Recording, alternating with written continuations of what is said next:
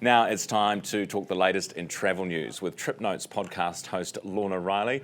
Lorna, good morning. Good morning, Ryan. You've been having quite the bougie time in Queenstown of late, I'm hearing. Yes, I have. There is a brand new luxury hotel that's opened. It's called Roki Collection. So R-O-K-I, that's Māori for tranquil, and boy, it lives up to its name. So it's like a luxury lodge with incredible lake views. You feel like you're in the middle of nowhere, but you're actually walking distance to town. Now, they say first impressions count, and my first impression, I was picked up in the airport, at the airport in the house car, which is a Rolls-Royce Cullinan. So for the uninitiated, they start about $500,000. Look at you. Beautiful luxury. There are 15 suites at the Roki, ranging from a 50 square metre junior suite, which we were in, huge, right up into the 550 square metre Roki suite, which is 4 bedrooms. Each one's got those stunning views, its own fireplace, all that kind of thing. There's a living room you can mingle with other guests. There's a bar.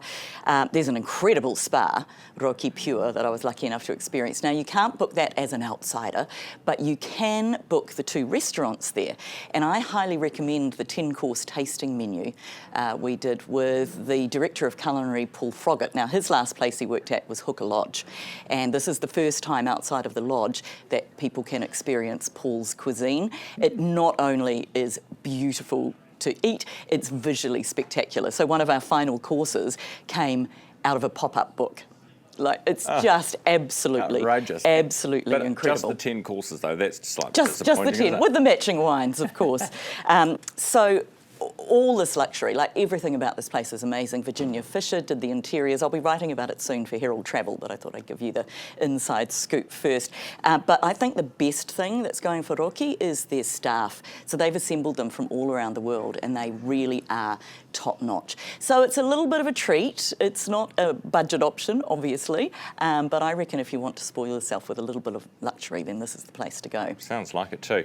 Right, Forbes magazine's put out a list of the world's most beautiful villages. Yes. I'm hoping that some of ours are on the list, are they? Yeah, well, there was only one New Zealand entry in the top 50, but it's quite high up, coming in at number 11, so just outside the top 10, and that is Russell.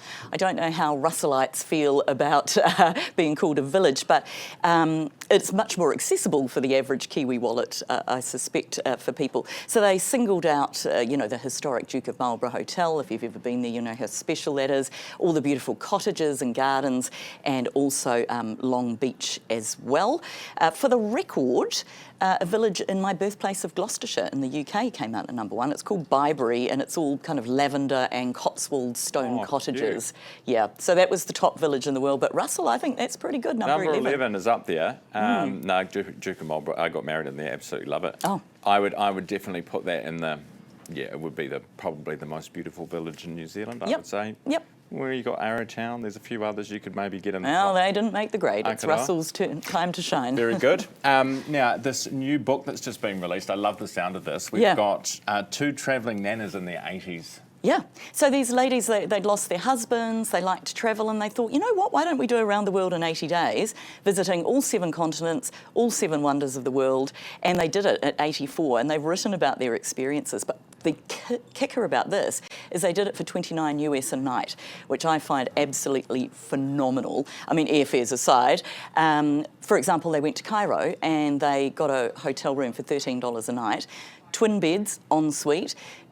It looked dodgy from the outside, no signage, anything like that, but it was a family-run hotel. It had a rooftop that you could go up to and watch the lighting of the pyramids. So they had an absolute blast. I think this is so inspirational. It's, reminds us to grab life by the horns and ride it into the sunset, I reckon. How very cool. What's the book called? It's called, here we go, Lessons for Living Fearlessly from 2 Travelling Nanas. Oh, that sounds like a great book. Out now. Love it.